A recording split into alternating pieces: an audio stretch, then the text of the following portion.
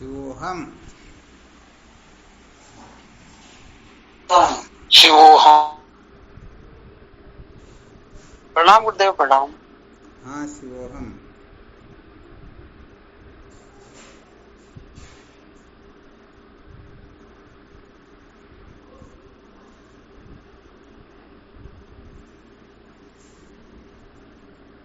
आवाज आ रही है? हाँ, आ रही है गुरुदेव।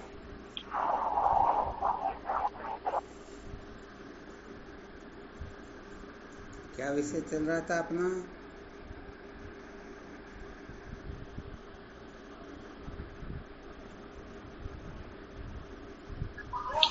संसार को बनाए रखकर सत्य का साक्षात्कार नहीं किया जा सकता। मैन तो यही था। संसार को बनाए रखकर कभी भी सत्य का साक्षात्कार नहीं किया जा सकता, यही चल रहा था ना? जी महाराज।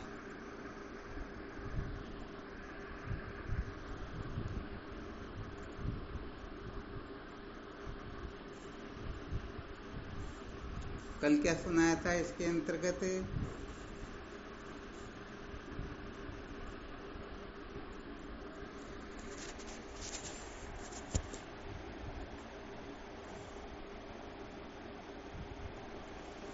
आवाज नहीं आ रही क्या?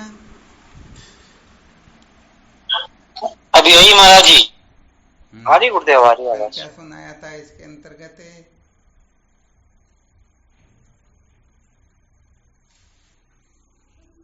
कल इसमें एक तो वो मैन तो वो जिज्ञासा का ही पढ़ाया था कि जो श्रवण करने वो जिज्ञासा पूर्वक श्रवण करने से भी है। फिर है साधन सहित कर्मों का जो त्याग करता है वही उसका पूरा अधिकारी होता है।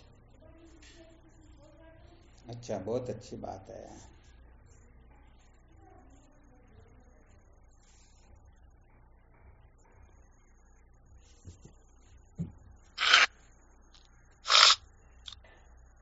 तो यहाँ पर सर्वाधिक जो महत्वपूर्ण बात होती हैं उसको कहते हैं जिज्ञासा, मुमुक्षुता कहते हैं। क्या कहते हैं? मुमुक्षुता या जिज्ञासा। क्योंकि मुमुक्षुता है तो हम सब कुछ प्राप्त कर सकते हैं, और मुमुक्षुता नहीं है तो वह कुछ भी प्राप्त नहीं कर सकता है। ये विशेष बात है।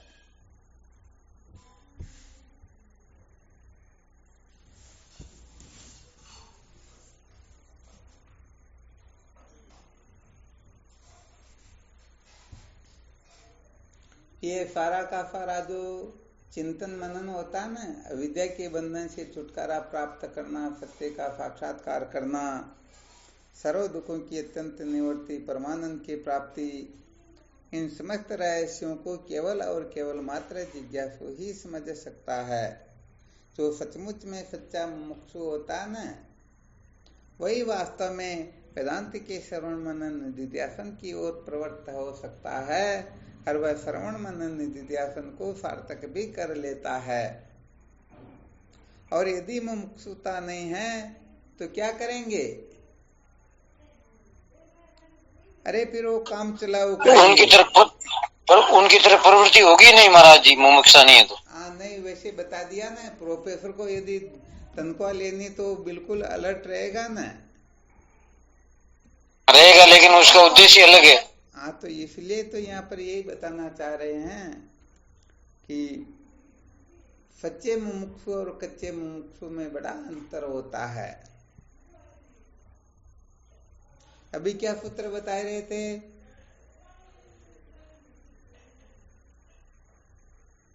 रामदीन जी माशा बोल रहे उसे जस्ट पहले किसी को उसका तो वो श्रवण से जिज्ञासा के थे बोला था। नहीं, कोई और सूत्र था।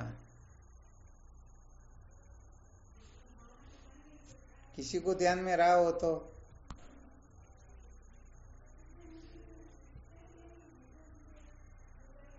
उससे पहले तो था भाई वो साधन सहित कर्मों का त्याग के बारे में आपने वो कल फरमाया था। बोल रहे, मैं बोल रहा, उसमें आप बोल गए थे, उसमें कोई सूत्र बता रहे थे।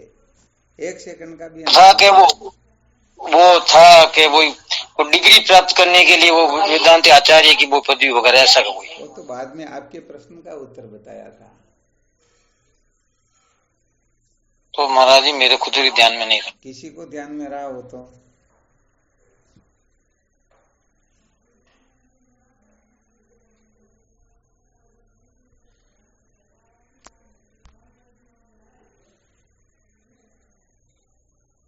ध्यान में नहीं रहा है ना? मुमुक्षुता के बारे में व्यवहारिक में कोई नहीं, अब आपको ध्यान में नहीं आएगा। किसी को ध्यान में रहा हो तो बता सकते हैं।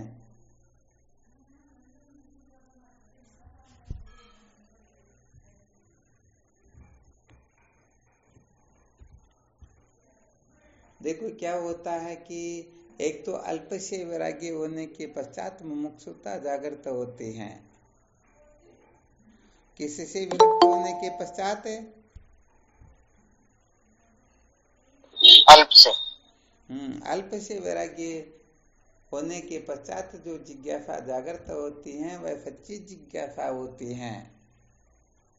और अल्प को प्राप्त करने के लिए, अल्प की पुष्टि के लिए, अल्प की ओर प्रवृत्त होने के लिए जो ब्रह्म विद्या की ओर प्रवृत्ति होती है उसको हम कच्ची मुमुक्षुता कहेंगे। क्या कहेंगे? कच्ची जिज्ञासा। हाँ, कच्ची जिज्ञासा कहेंगे, बिल्कुल सत्य बात है। तो क्या होता है, सच्ची जिज्ञासा जो होती है वह सबसे विरक्त कर देती हैं, और कच्ची जिज्ञासा जो होती हैं वह संसार की ओर प्रवृत्त करती हैं। इसीलिए तो कहा गया है कि संसार को महत्व दे करके जो ब्रह्म विचार किया जाता है उसको कच्ची मुमुक्षुता कहते हैं, और संसार को महत्व न दे करके जो ब्रह्म विचार किया जाता है उसको सच्ची मुमुक्षुता कहते हैं। केवल मात्र इतना ही अंतर समझ लो। संसार को महत्व देने से क्या तात्पर्य हुआ? थोड़ा विशेष रूप से कोई दिग्दर्शन करना चाहे तो?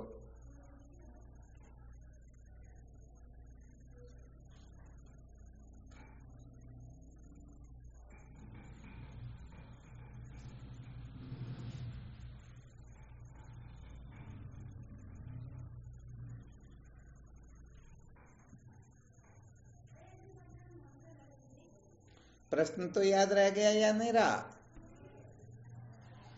स्वामी जी के चरणों में प्रणाम। हाँ शिवोहम। अगर मन इंद्रियों को महत्व देना है, संसार को महत्व देना। अरे वाह, क्या बात है।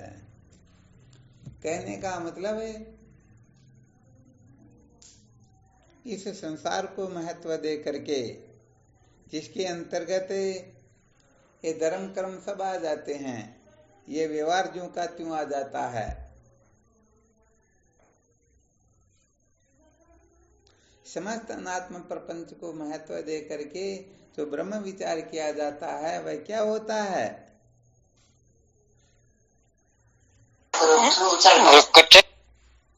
हाँ, वह सब कच्ची मुमुक्षुता के अंतर्गत ही आता है। अब विचार करके देखो, संसार में किसी वस्तु को, व्यक्ति को, पद प्रतिष्ठा को, अनात्म पदार्थों के विमान को, अथवा किसी भी प्रकार से अणु मात्र भी किसी को लेकर के अभिमान करके बैठते हैं या उनको महत्व दे करके फिर ब्रह्म विचार की ओर प्रवृत्त होते हैं, तो सचमुच में वह ब्रह्म विचार ठीक प्रकार से सार्थक हो नहीं सकता। विचार करके देखो, कर पा रहे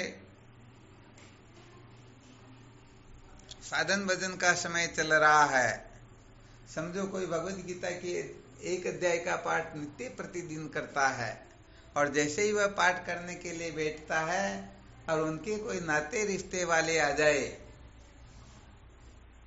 तो बताओ वह पाठ करेगा या पहले उनकी सेवा शुश्रूषा के बारे में विचार करेगा?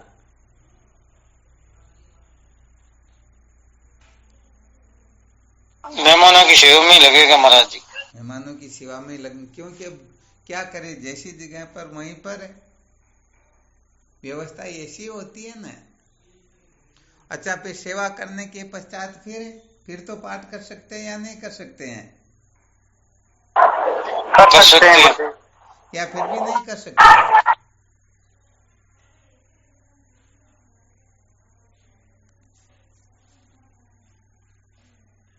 क्या हुआ?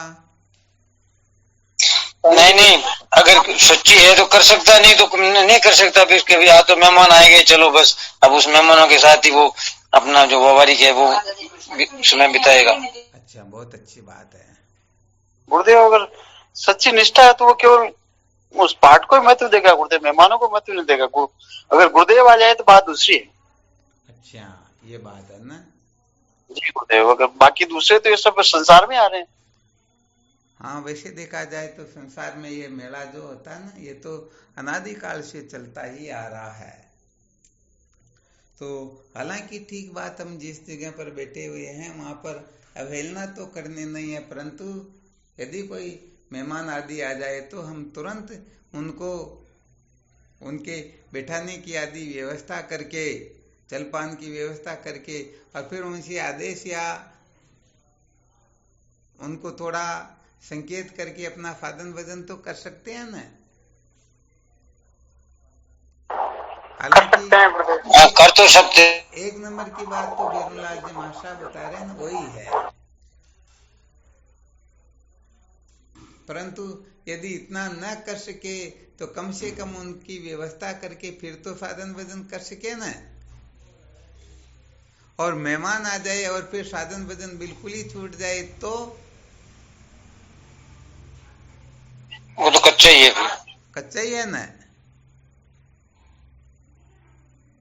हाँ, तो कच्चा तो जीवन में रहना ही नहीं चाहिए। यहाँ पर तो विषय चल रहा है सच्चे मुमुक्षु का। किसका चल रहा है?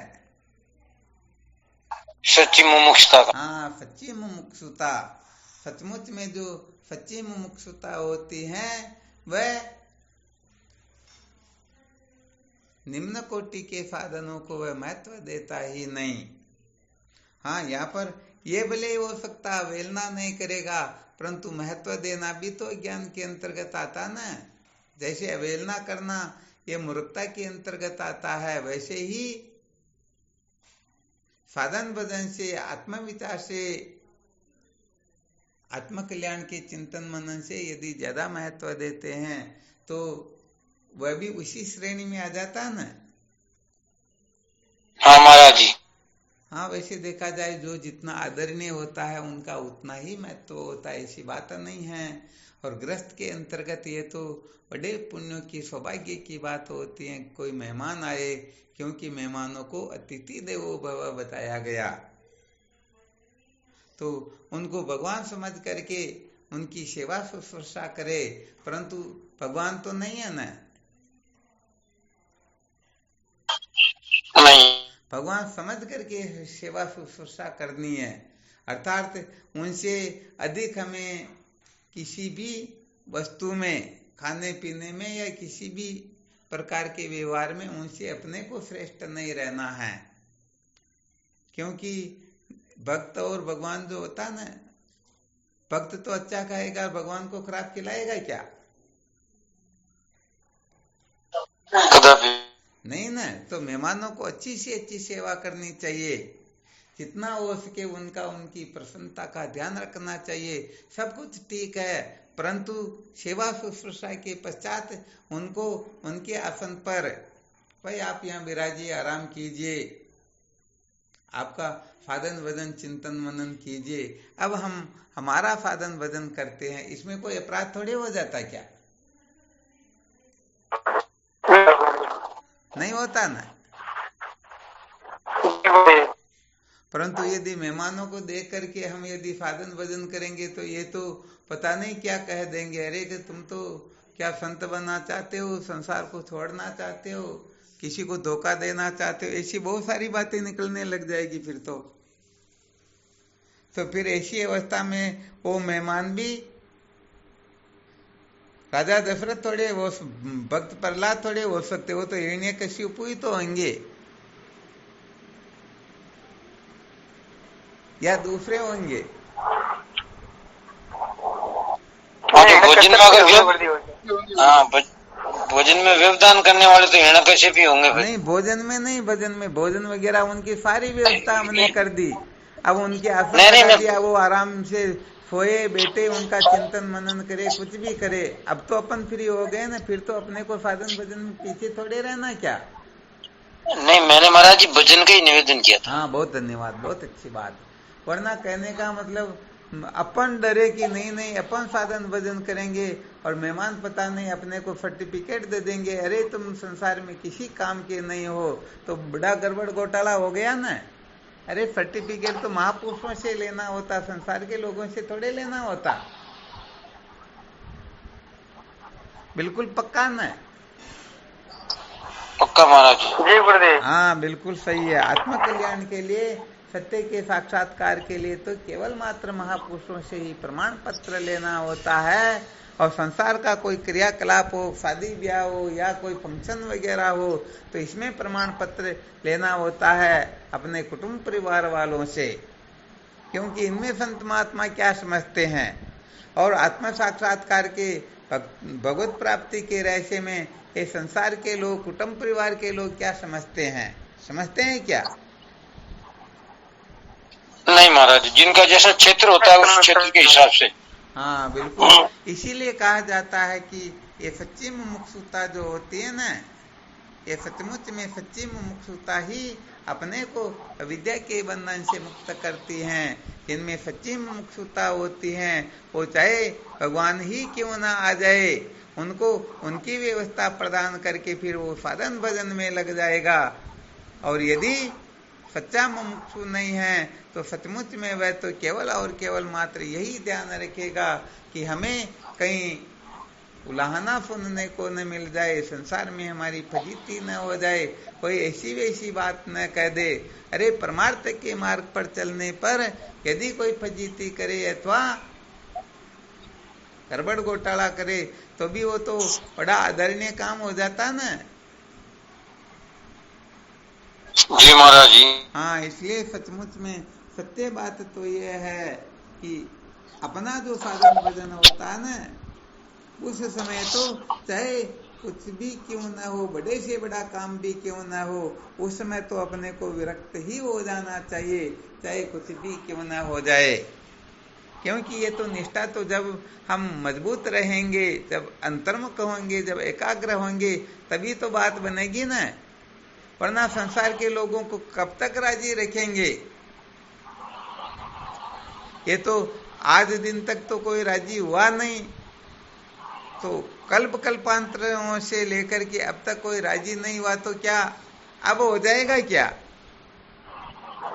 हाँ, इसलिए सदा अपने को ध्यान रखना, अपनी तरफ से किसी को कष्ट न पहुंचाए, दुख तकलीफ न पहुंचाए, उनकी सेवा शुश्रूषा का सबका ध्यान रखे, उनके हर प्रकार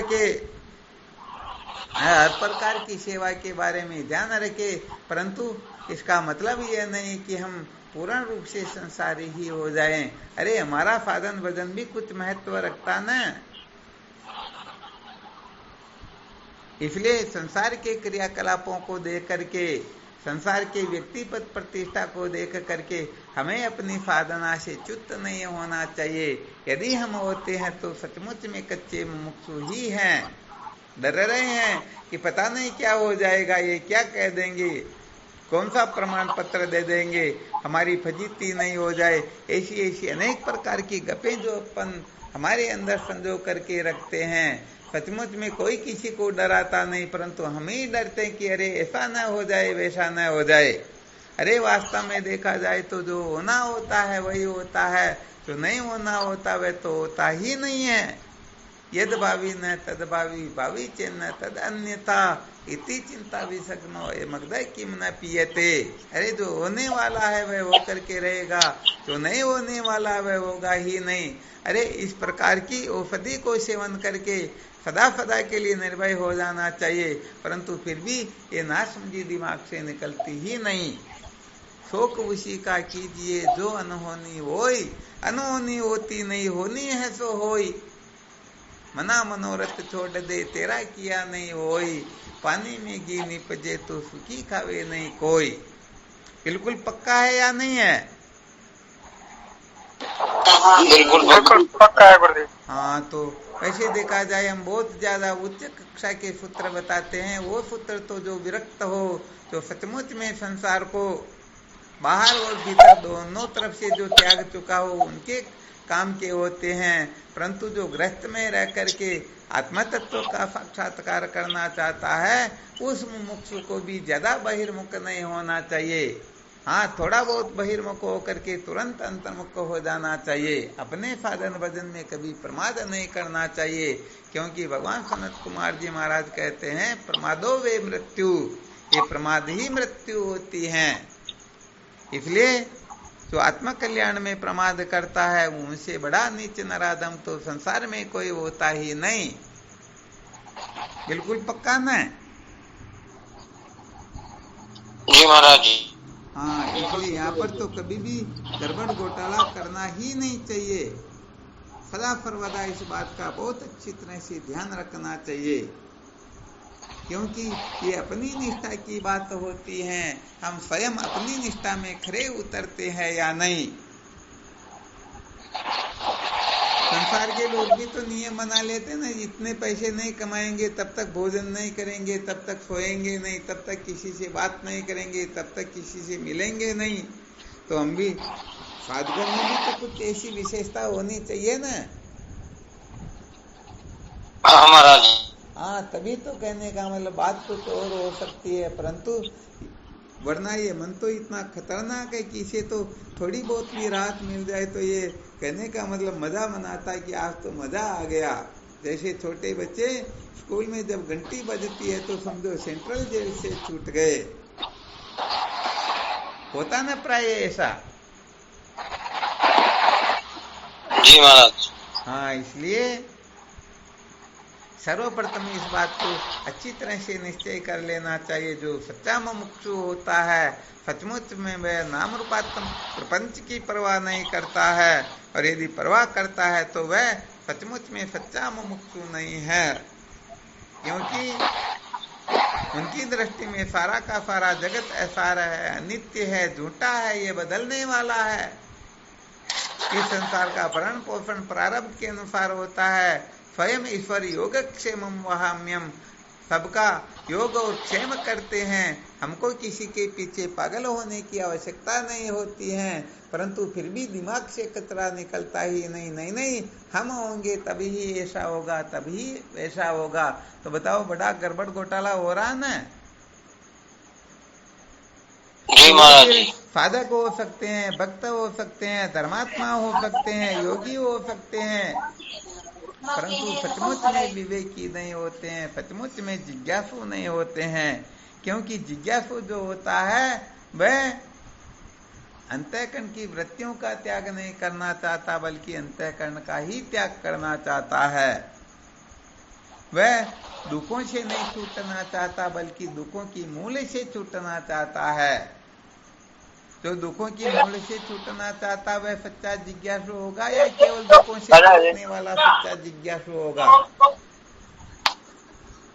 जो दुखों से मूल से छूटना चाहता वही होगा सच्चा जिज्ञासु। हाँ, सचमुच में, क्योंकि दुखों का कारण क्या है, उस कारण का जो निराकरण करना चाहता है वही सचमुच में सच्चा साधक होता है। और जो केवल अपना काम चले जाए, क्या करते हैं, बस अपना काम चले जाए।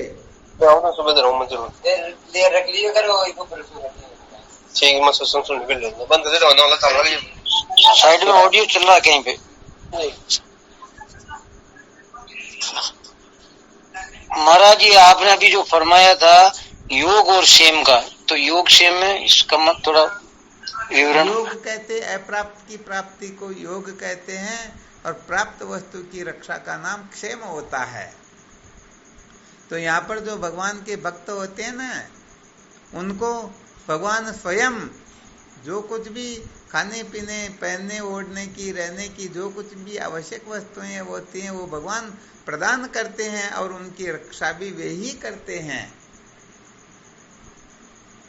परंतु ध्यान रखना, ये साधारण बात बताई गई है, ये भक्त कोटि के पुरुषों के लिए बताई गई है। जिज्ञासुओं के लिए भगवान योगक्षेम कैसे करते हैं अरे उनके चित्त को शुद्ध करवा करके उनके हृदय में तत्व की जिज्ञासा जागृत करवा देते हैं और फिर उस जिज्ञासा की रक्षा करते हैं, उनको कभी भटकने नहीं देते हैं, सदा सर्वदा ध्यान रखते हैं कि ये साधक कहीं भटक न जाए। ये होता है योगक्षेम का थोड़ा उच्च कोटि का अर्थ। तो अपने लिए योगक्षेम जो होता है, अपने को जैसे अभी विवेकादि साधन अभी जागृत नहीं है तो भगवान ऐसी कृपा करेंगे कि विवेकादि साधनों से अपने को संपन्न बना देंगे और फिर उन चतुष्टय साधनों की रक्षा करेंगे, अपने को श्रोत्रिय ब्रह्मनिष्ठ महात्माओं के सानिध्य में पहुंचा देंगे। किनके सानिध्य में? हाँ, उनकी शरणागत कर देंगे और फिर वहां से कभी भटकने नहीं देंगे। सारा का सारा काम होता है भगवान का, क्योंकि भगवान प्रतिज्ञा कर रहे हैं कि अनन्या चिंतयन्तो माम ये जना उपासते तेषां नित्याभियुक्तानां योगक्षेमं वहाम्यहम्। तो 90 अध्याय के 22वें श्लोक में भगवान ये ठेका ले रहे हैं, तो सचमुच में मेरा निष्काम भाव से आत्म कल्याण के लिए, विद्या के बंधन से मुक्त होने के लिए जो नित्य निरंतर चिंतन करता है, मैं स्वयं उनका योग और क्षेम करता हूँ। इसलिए केवल खाने पीने के चक्कर में मत पड़ना, भगवान को केवल इतना ही मत समझ लेना कि भगवान खाने पीने की व्यवस्था करके फिर उनकी रक्षा करेंगे। अरे ये तो साधारण बातें हैं, आ गया समझ में? जी महाराज जी। हाँ, इसका बहुत अच्छी तरह से ध्यान रखना चाहिए। तो पहले आपसे जो पूछा गया ना, क्या शंका चल रही थी, क्या सुना रहे थे, फिर किसी ने उत्तर नहीं दिया, सोचा कि चलो कोई ना कोई तो देंगे, परंतु सब करीब करीब भूल ही गए। तो उस समय सुना रहे थे जो केवल और केवल मात्र काम चलाना चाहते हैं। क्या चलाना चाहते हैं? काम चल हाँ, काम को बंद नहीं करना चाहते, बल्कि हमारा काम भी चलता रहे, हम साधक भी कहलाए, सत्संगी भी बने रहे, मुमुक्षु भी ठीक तरह से हो जाए और सत्संग भी सुनते रहे, परंतु हमारा काम बंद नहीं होना चाहिए, हमारा काम चलते रहना चाहिए। तो विचार करके देखो, जो काम चलाना चाहते हैं वो सच्चे मुमुक्षु होते हैं या कच्चे मुमुक्षु होते हैं? कच्चे होते हैं महाराज जी, बिल्कुल। हाँ, ये काम चलाने वाले अवसरवादी होते हैं। क्या होते हैं? अवसरवादी। दोनों हाथों में लड्डू रखना चाहते हैं। देखते हैं कि जब हमको समय मिल जाएगा तो सत्संग साधन भजन कर लेंगे, वरना अभी तो हमारा बहुमूल्य समय है, इसको तो संसार के कामकाज में लगाना है, अभी हम इस तरफ क्यों समय को बर्बाद करें?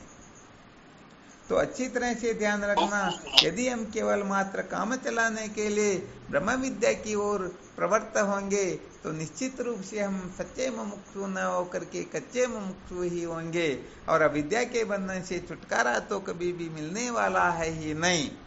तो विचार करके देखो, हम सचमुच में काम चलाना चाहते हैं तो असत्य का साक्षात्कार करना चाहते हैं?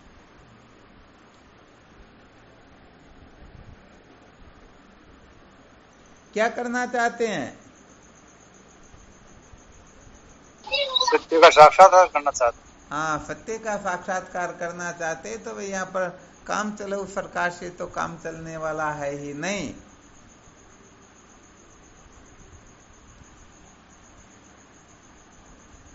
अधिकतर संसार में सब काम ही चलाना चाहते हैं, संसार के बंधन से छुटकारा नहीं चाहते कि भाई बस हमारा काम चल जाए।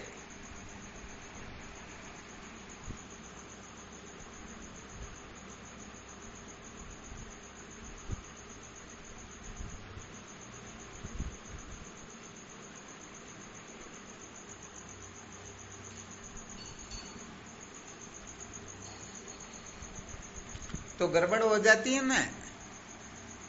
हाँ महाराज जी। हाँ, इसलिए देखो, वास्तव में असली बात तो ये है, जो सच्चे साधक होते हैं ना, वो संसार की ओर काम चलाना चाहते हैं, और जो कच्चे मुमुक्षु होते हैं वो आत्म कल्याण की ओर से काम चलाना चाहते हैं, साधन भजन की ओर से काम चलाना चाहते हैं, भाई इतना साधन भजन कर लेंगे बस अपना काम चल जाएगा। और जो सच्चे मुमुक्षु होते हैं वो ये देखते हैं कि संसार की तरफ इतना सा काम कर लेंगे तो भी अपना काम चल जाएगा। बड़ा अंतर है या नहीं है? हाँ, उसमें तो एक दूसरे को उल्टा हो गया महाराज जी। एक दूसरे को, बिल्कुल सत्य बात है। क्योंकि मुमुक्षु जो होता है वो संसार को महत्व नहीं देता है, केवल परमात्मा को महत्व देता है। इसलिए वह संसार की तरफ काम चलाऊ ही चाहता है, अर्थात हमारा केवल मात्र काम चल जाए, इतनी सी उसकी प्रवृत्ति होती है। और संसार के लोगों की दृष्टि में संसार साक्षात परमात्मा होता है और परमात्मा जो है उनके लिए कल्पना मात्र होता है। इसलिए वो परमात्मा की ओर काम चलाना चाहते कि चलो थोड़ा बहुत काम चल जाएगा। लोग हमको मुमुक्षु समझेंगे, साधक समझेंगे, ज्ञानी समझेंगे, पता नहीं क्या क्या समझेंगे। इसलिए थोड़ी देर के लिए टीका लगा लो, माला पहन लो, साधन भजन कर लो, तीर्थ वर्त पूजा पाठ कर लो, ऐसा वैसा कर लो ताकि हम भी भक्त की कोटि में आ जाए। परंतु सचमुच में काम चलाने से काम चलने वाला है ही नहीं। यहाँ पर तो पूर्ण रूप से अपने को ब्रह्म विचार करना होता है और उसके लिए परीक्षे लोकान कर्म चित्तान ब्रह्मणो निर्वेद मायान नास्ता करता करते न तद्विज्ञानार्थम स गुरुमेवा भी गचेत स्मित पाणी श्रोत्रिय ब्रह्मनिष्ठम। समझ में आ गया ना? जी गुरुदेव, ये दो तो समझ में नहीं आया महाराज जी। हाँ, इसके लिए तो विधि पूर्वक हमें चतुष्टय साधन संपन्न होकर के फिर श्रोत्रिय ब्रह्मनिष्ठ गुरुदेव के सानिध्य में वेदांत का श्रवण मनन निधिध्यासन करना होता है। तो हमारा विषय चल रहा है कि जिज्ञासा पूर्वक जो श्रवण होता है सचमुच में वह श्रवण ही विद्या के बंधन से मुक्त करता है। जिज्ञासा पूर्वक श्रवण का अर्थ होता है वैदिक संप्रदाय की रीति से ब्रह्म विचार करना। बड़ा ध्यान रखना, ये बड़ी विलक्षण बात होती है। शायद आज का जो वीडियो जिसने सुना होगा थोड़ा बहुत पता चला गया होगा कि वास्तव में वैदिक संप्रदाय क्या होती हैं और अवैदिक संप्रदाय क्या होती हैं। जो अवैदिक संप्रदाय को महत्व देते हैं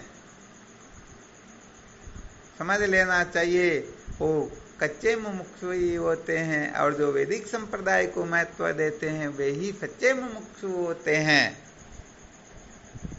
क्या होते हैं?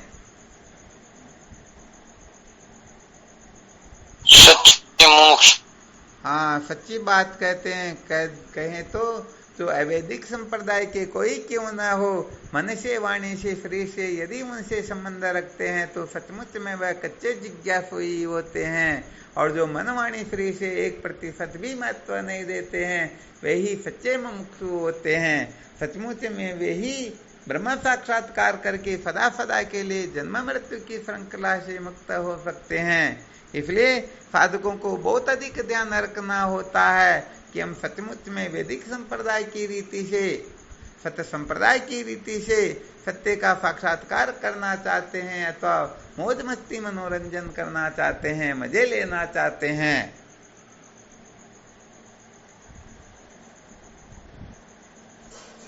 समझ में आ रहा ना? जी महाराज। जी गुरुदेव। हाँ, इसलिए पहले इसका बहुत अधिक मंथन करवाया गया। इस रहस्य को जो अच्छी तरह से समझ जाते हैं ना वही सचमुच में सच्चे मुमुक्षु हो सकते हैं। कौन सा रहस्य, कोई बता सकता है क्या?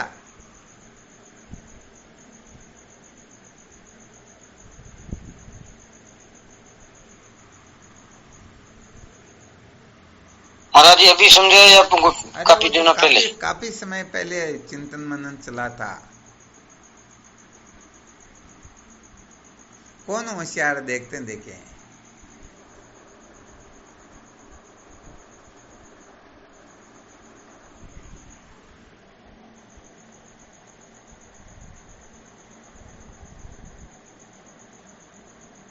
वो किन के बारे में था महाराज जी? शायद आप उसमें नहीं जुड़ते थे। अच्छा। हाँ, वो मूल सूत्र है। उस सूत्र को धारण करने के पश्चात ही सारी की सारी कक्षाएं उत्तीर्ण की जा सकती हैं। और यदि वहां पर फेल है तो फिर सभी जगह पर उनको निराशा ही आत्म में लगेगी।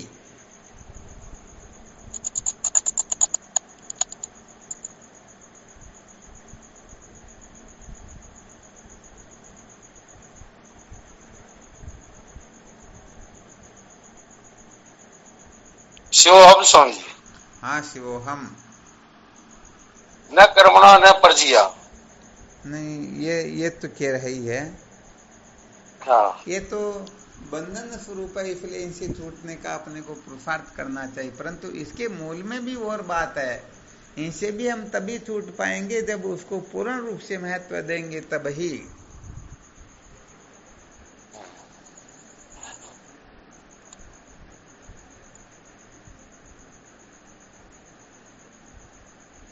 नहीं आया ध्यान में?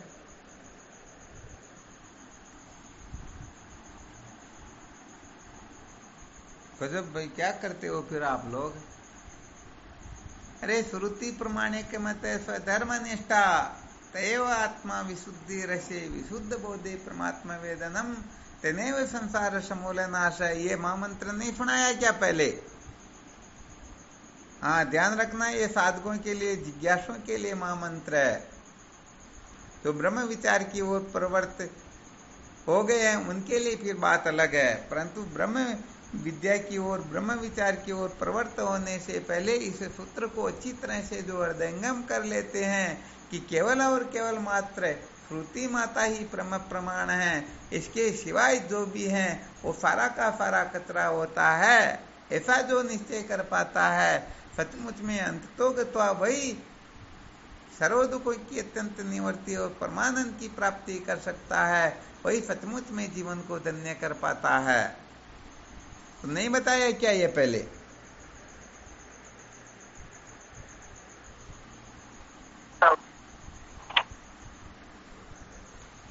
इसका मतलब किसी को ध्यान में ही नहीं, सबने मौन ले रखी है क्या? देखो खूब बार बताया है। तो अभी यहाँ विषय क्या चल रहा था? वैदिक संप्रदाय की रीति से जो साधन भजन करते हैं, ब्रह्म विचार करते हैं, उन्हीं का जीवन सार्थक होता, और जो अवैदिक संप्रदाय की रीति से अर्थात वेद से जो बाह्य है, वेद से विरुद्ध है, वेद के अनुसार उनकी संगति नहीं लगाई जा सकती है, यदि ऐसी संप्रदायों के कोई चक्कर में पड़ जाते हैं तो निश्चित रूप से सत्य का साक्षात्कार तो उनको स्वप्न में भी हो नहीं सकता है। तो जब वैदिक संप्रदाय का वर्णन चला तो श्रुति माता ही तो ब्रह्म प्रमाण है। श्रुति माता को ब्रह्म प्रमाण समझ करके ही तो हम अविद्या के बंधन से मुक्त हो सकते हैं। बिल्कुल क्लियर ना? हाँ, जिनका श्रुति प्रमाणे में दृढ़ निश्चय होता है उसी की स्वधर्म में निष्ठा होती है, जिसकी स्वधर्म में निष्ठा होती है उसी का अंतःकरण शुद्ध होता है, जिसका अंतःकरण शुद्ध होता है उसी को तत्व का ज्ञान होता है, और जिसको तत्व का ज्ञान होता है वही संसार के बंधन से मुक्त होता है। बिल्कुल क्लियर ना?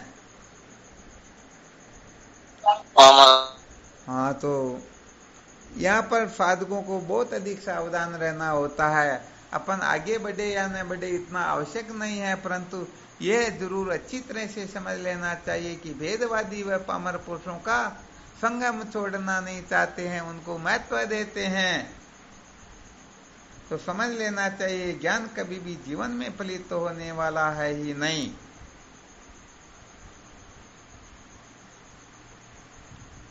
सचमुच में यहाँ पर रहस्य ये होता है कि हम भेदवादी पामर पुरुषों का संग इसलिए नहीं त्यागना चाहते, हम सचमुच में अविद्या के बंधन से नहीं छूटना चाहते, हम तो अपना काम चलाना चाहते हैं।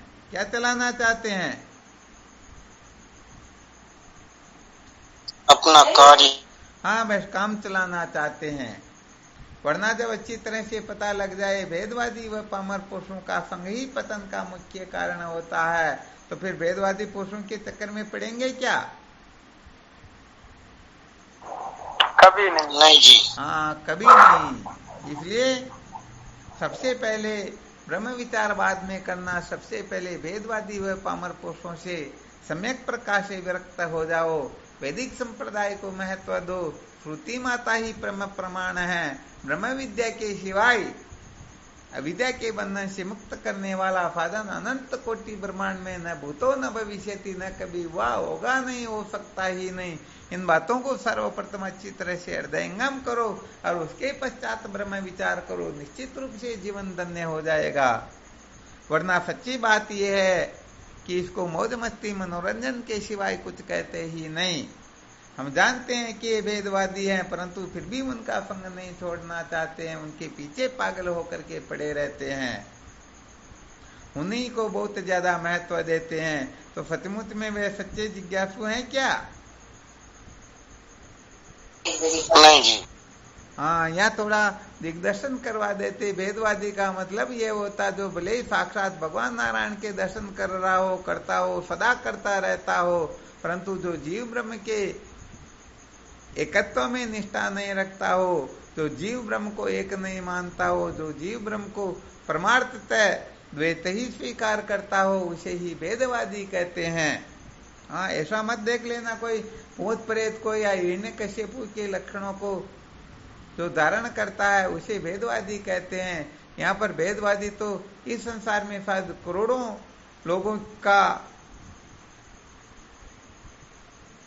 लोग जिनका अनुसरण करते हो, जिनकी जय जयकार करते हो, वह भी भेदवादियों की कक्षा में ही आते हैं। अर्थात जिनके अंतर्गत समस्त साधन हो, धर्म कर्म के समस्त लक्षण जिसमें विद्यमान हो, भगवान की भक्ति में परिपूर्ण हो, परंतु जो ब्रह्म विद्या को महत्व नहीं देता है, वेदांत विचार की ओर से आंख बंद कर लेता है, बिना ज्ञान के जो अपना कल्याण निश्चय कर लेता है, वो सारे के सारे भेदवादी ही होते हैं। अब विचार करके बताओ, ऐसे भेदवादियों से संसार के लोग श्रेष्ठ है या निकृष्ट है?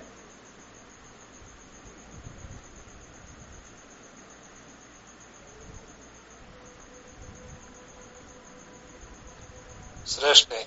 हैं? श्रेष्ठ है। संसार के लोग श्रेष्ठ है क्या?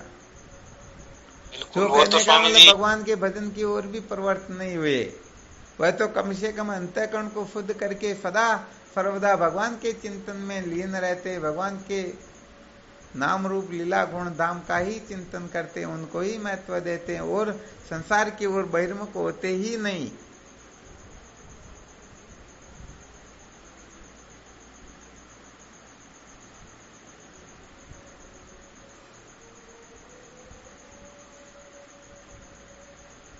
या तो थोड़ा रहस्य ये बताना चाहते हैं कि जब इतने कोटि के जो भक्त हो, इतनी ऊंची कक्षा के जो विद्वान हो, उनका संग भी अपने को ब्रह्म विद्या से बहिर्मुख बना देते हैं, तो फिर संसार के साधारण जीवों का संग करके क्या कोई अपने जीवन को धन्य बना सकता है क्या?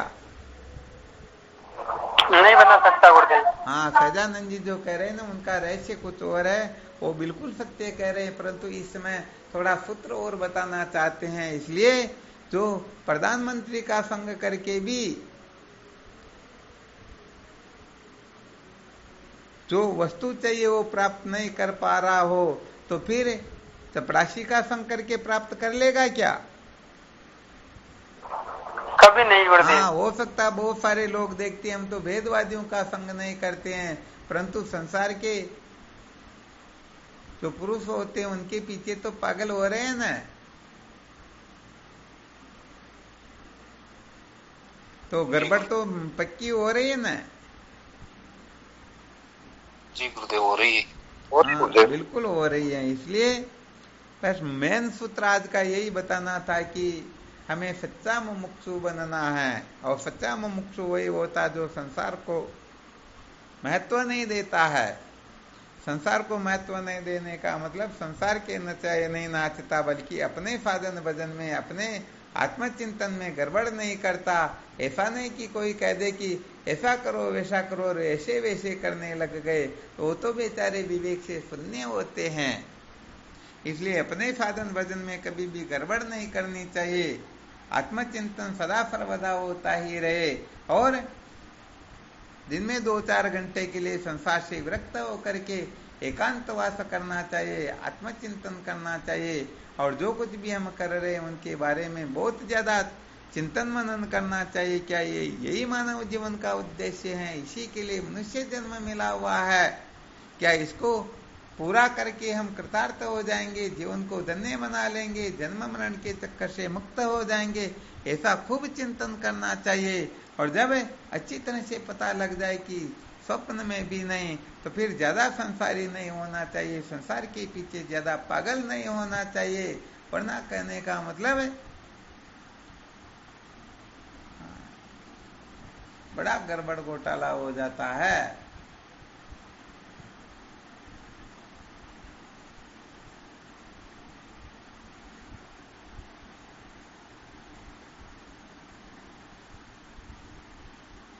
चलो ठीक, फिर क्या बनना अपने को? सच्चा मुमुक्षु। और सच्चा मुमुक्षु जो होता है वो श्रेय मार्ग को महत्व देता। ध्यान रखना, ये सूत्र भी साथ ही साथ है।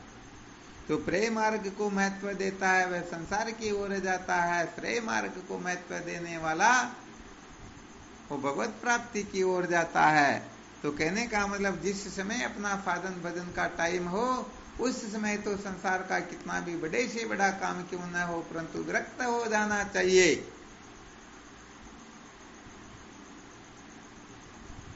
और बाकी जो अपने हिसाब से देखते रहना चाहिए।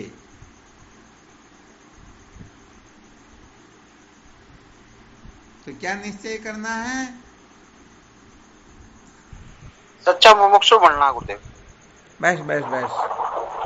यदि हम कच्चे मुमुक्षु हैं तो उस कच्चे पने का हमें त्याग करना है।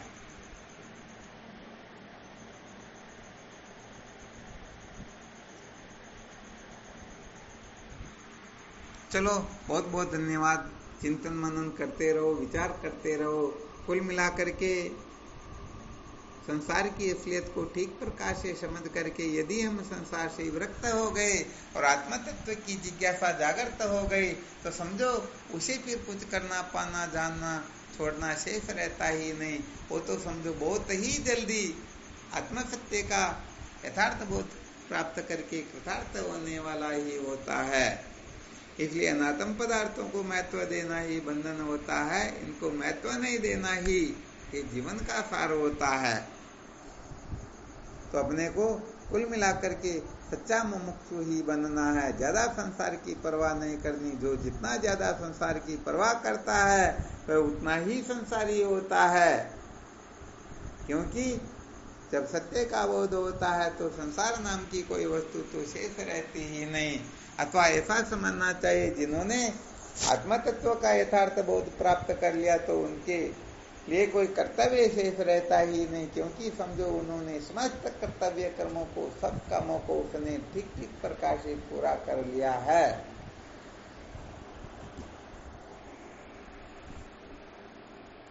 चलो ठीक, फिर करो साधन भजन। शिवोहम शिवोहम। श्री गुरु चरणों में साष्टांग प्रणाम। शिवोहम। गुरुदेव भगवान के चरणों में साष्टांग प्रणाम। शिवोहम। हाँ गुरुजी, कोटि कोटि प्रणाम।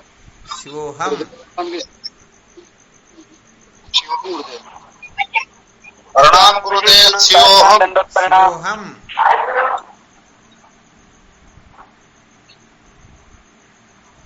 गुरुदेव भगवान के श्री चरणों में प्रणाम। शिवोहम।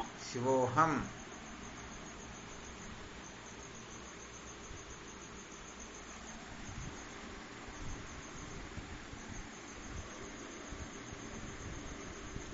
सतगुरु जी चरणों में कोटि कोटि प्रणाम। शिवोहम बाप जी। शिवोहम। प्रणाम गुरुदेव। शिवोहम। शिवोहम।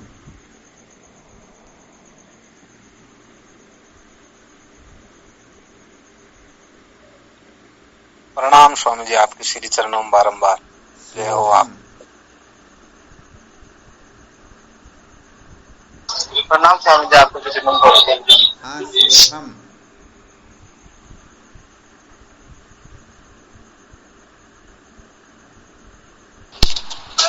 प्रणाम गुरुदेव, आपके श्री चरणों में प्रणाम बारंबार। शिवोहम। शिवम गुरुदेव शिवम शिवोहम शिवम चरण स्पर्श शिवोहम। प्रणाम स्वामी जी, आपको शिवोहम कोटि-कोटि प्रणाम। हाँ शिवोहम।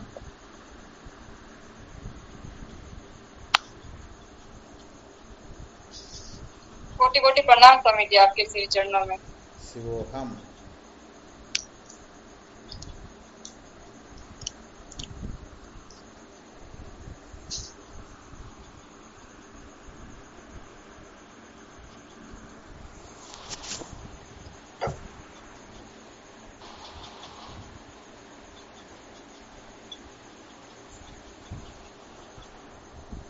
शिवम गुरुदेव प्रणाम चरण स्पर्श।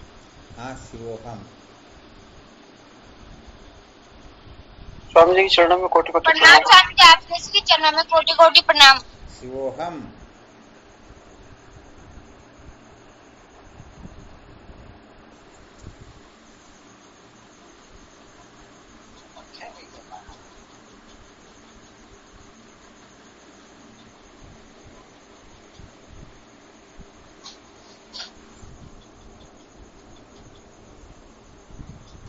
ठीक शिवोहम।